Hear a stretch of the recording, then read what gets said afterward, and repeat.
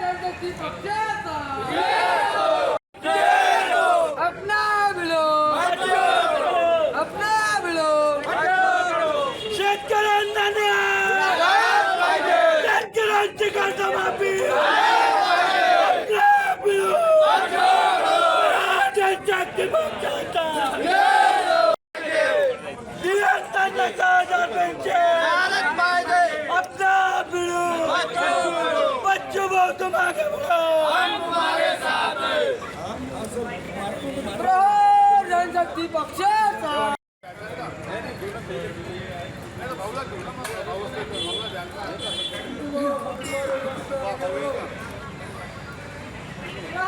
जनशक्ती पक्षाचा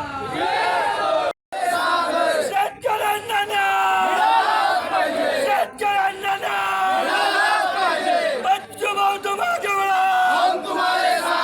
बच्चू भाऊ तुम आगे बढ़ो, आमदार साहेब जागे व्हा,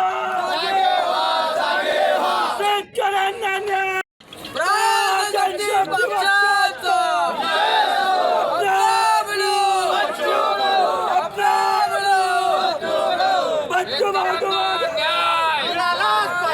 शेतकऱ्यांना कर्जमाफी, शेतकऱ्यांची कर्जमाफी, जनशक्ती पक्षाचा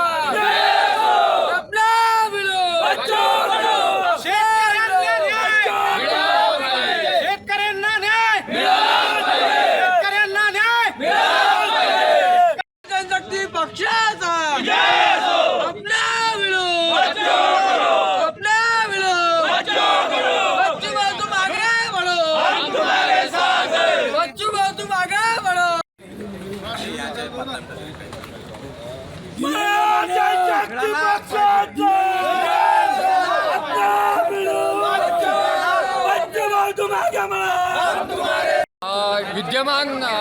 विद्यमान सरकारमध्ये जे विद्यमान मुख्यमंत्री साहेब आहे फडणवीस साहेब यांनी निवडणुकीच्या वेळेस शेतकऱ्यांना आश्वासन दिलेलं होतं की त्यांचा 7/12 हा कोरा करणार होते, परंतु ते सरकार मुख्यमंत्री झाल्यानंतर ते वचन विसरले, शेतकऱ्यांना दिलेले वचन विसरले. म्हणून आम्ही त्यांना वचन पूर्ती करण्यासाठी रामाचं नाव घेऊन हे सरकार सत्तेत आलं, परंतु शेतकऱ्यांना न्याय देण्यासाठी मात्र ते झोपेचं सोंग घेत आहे. म्हणून त्यांना जागे करण्यासाठी आम्ही या ठिकाणी प्रत्येक आमदाराच्या घरी बच्चूभाऊच्या नेतृत्वात प्रत्येक आमदारांना जागे करण्यासाठी आम्ही निवेदन देत आहे की त्यांनी दिलेलं वचन हे पूर्ण करायला पाहिजे. शेतकऱ्यांचं संपूर्ण कर्जमाफी झाली पाहिजे. दिव्यांगाला 6,000 रुपये मानधन मिळाले पाहिजे, कारण दिव्यांगाला 4 महिन्यापासून पगार होत नाही आणि शेतकऱ्यांना हमीभाव मिळत नाही.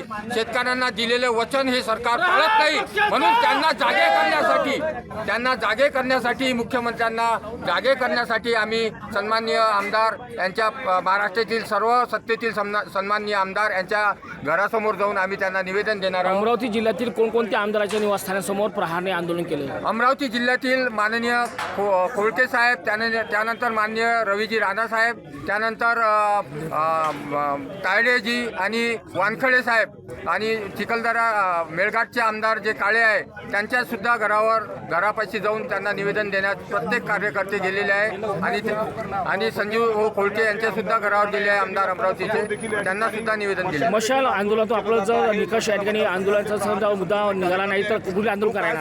यानंतर जर हे आम्ही जे निवेदन देऊन सरकारला जागे करण्याचा जो प्रयत्न करत आहे त्यानंतर जर सुद्धा सरकार जागे नाही झाले नाही तर यानंतरची पुढची जे स्टेप आहे ते माननीय बच्चूभाऊ ठरेल आणि यानंतर यापेक्षा उग्र आंदोलन आम्ही मंत्रालयावर करू, माननीय मुख्यमंत्र्यांच्या घरावर.